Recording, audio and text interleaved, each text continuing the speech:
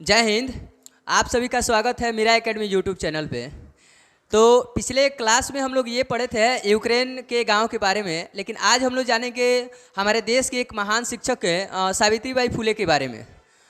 हालांकि ये सुना जाता है या हमारे गांव समाज में ये कहा जाता है कि हमारे देश की महिलाएं कुछ नहीं कर सकती या हमारे गांव घर की जो लड़की है वो कुछ नहीं कर सकती है, लेकिन ये कोई ज़रूरी नहीं है। आज के समय में, आज के मॉडर्न समय में लड़के कहीं लड़कियों से कहीं लड़के से कहीं लड़कियां जो है आगे की तरफ चल रही है। तो इस चीज़ को समझना है। सावित्रीबाई फुले यानी कि हमारे देश की सबसे पहली शिक्षक थी, और ये गांव के या समाज के रहने वाली जो लड़की है उनके बारे में क्या क्या परिवर्तन की, आज उनके बारे में हम लोग जानेंगे और जानने की कोशिश भी करते रहेंगे।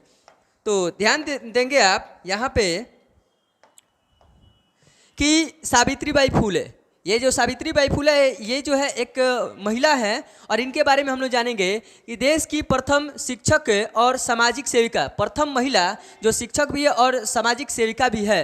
यानी कि जो सावित्रीबाई फुले हैं इनका जो जन्म हुआ था 13 जनवरी 1831 ईस्वी में महाराष्ट्र के सतारा में हुआ था। महाराष्ट्र जो कि राज्य है और सतारा उनका जो है जिला है, उसी में जो है हुआ था। और इनका जो निधन मतलब कि इनकी जो मृत्यु है वो जो है 10 मार्च 1897 को पुणे में हुआ था। पुणे जो है यहाँ पे हुआ था। अब जानेंगे हम कि महिलाओं की सुरक्षा के लिए उन्होंने एक सेंटर की स्थापना की थी। मतलब कि जो महिलाएं थी और महिला का जो भी सुरक्षा होता है उन सुरक्षा के लिए उन्होंने एक सेंटर बनाया था, एक संस्था बनाया था, और उन्होंने उस सेंटर का नाम बाल हत्या प्रतिबंधक गृह रखा था। बाल हत्या का मतलब कि जो गर्भ में पल रहे जो बच्चे होते हैं और उन बच्चों का लोग करते कहने कि एडवर्सन करवा देते हैं, दवा दे देते हैं, उनको मार देते हैं। तो उनको न मारा जाए और उनको जो है सुरक्षित रखा जाए, इसलिए उन्होंने एक संस्था बनवाई थी और उस संस्था का नाम था बाल हत्या प्रतिबंधक गृह रखा गया था। ठीक है ना। आगे हम लोग जानते रहेंगे धीरे धीरे। जबरदस्त सामाजिक विरोध के बावजूद भी, यानी कि जो सावित्रीबाई फुले हैं वो बिल्कुल उनका एक विरोध किया गया। और ये भी देखा जाता है कि समाज में अगर बहुत अच्छे तरीके से काम किया जाता है तो लोग उसका बहुत ज़्यादा विरोध करते हैं। क्यों? क्योंकि वो लोग ये सही काम होना ही नहीं देना चाहते हैं। सब लोग गलत के पीछे, क्योंकि ये भी कहा जाता है कि गलत के पीछे मूर्खों की टोलियाँ होती है और वही नतीजा आता है। तो जबरदस्त सामाजिक विरोध के बावजूद उन्होंने विधवा, विवाह, छुआछूत विरोध, दलित और महिलाओं की मुक्ति के लिए एक मिशन चलाया था। विधवा जिनके पति जो है मर जाते हैं, छुआछूत जैसे कि लोग जात पात छुआछूत की बातें करते हैं, दलित जो कि बिल्कुल नीचे जाति के जो लोग होते हैं, और महिला, उनको जो है मुक्ति के लिए उन्होंने एक मिशन चलाया हुआ था। सन 1848 में पुणे में महिला शिक्षा पर था जोड़। लड़कियों के खोले थे 18 स्कूल। मतलब कि जो सावित्रीबाई फुले थी उन्होंने लड़कियों के लिए बिल्कुल जो है 18 स्कूल पुणे में खोली हुई थी। उनके पति ज्योतिराव फुले एक प्रसिद्ध चिंतक और लेखक थे। प्रसिद्ध चिंतक मतलब किसी भी विषय के बारे में बिल्कुल अच्छे से सोचने वाले, और प्रसिद्ध एक लेखक, राइटर्स भी थे।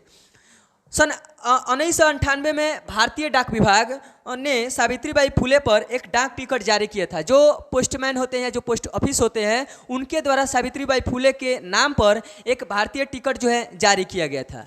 इधर भी देखते रहना है कि महिला अधिकारों के लिए रूढ़िवादी परंपराओं को तोड़कर आंदोलन को खड़ा करने वाली सावित्रीबाई फुले का जो जन्म हुआ था, इसमें भी वही बता रहे कि 1831 में 3 जनवरी को हुआ था। और यही जो है जबरदस्त सामाजिक विरोध के बावजूद उन्होंने विधवा, विवाह, छुआछूत का विरोध, दलित और महिलाओं की मुक्ति के लिए एक मिशन चलाया था। और इनका जो है एक भी था कि मजबूत इरादों वाली सावित्रीबाई फुले, मतलब कि इनका जो इरादा था बिल्कुल ही नेक और मजबूत था। मतलब कि महिला के नाम पर बिल्कुल ही अपने आप को कमज़ोर नहीं समझती थी, अपने आप को बिल्कुल एक मजबूत इंसान समझती थी। महिलाओं की सुरक्षा के लिए उन्होंने एक सेंटर की स्थापना की थी, और उन्होंने उस सेंटर का नाम जो है बाल हत्या गृह प्रतिबंधक रखा गया था। सावित्रीबाई फुले ने साल 1848 में महाराष्ट्र के पुणे में देश के सबसे पहले बालिका स्कूल का जो है स्थापना की थी। देश का जो सबसे पहला बालिका स्कूल था जिसमें लड़कियों को पढ़ाया जाना था, वो जो है देश के जो है महाराष्ट्र के पुणे में हुआ था। जब वो लड़कियों को पढ़ाने के लिए जाती थी तो रास्ते में लोग उन पर गंदगी और कीचड़ फेंकते थे। सही बात है, आज के भी समाज में वही होता है। लड़कियां जब कोचिंग में पढ़ने जाती है, स्कूल में पढ़ने जाती है, तो गांव के जो 2-4 लुच्चे लफंगे जो लड़के होते हैं वो क्या करते हैं, उल्टी सीधी बातों को करते हैं। खैर, ये परंपराएं शुरू से चलती है, लेकिन फिर भी आज महिलाएं अव्वल रही है और आगे भी अव्वल रहेगी।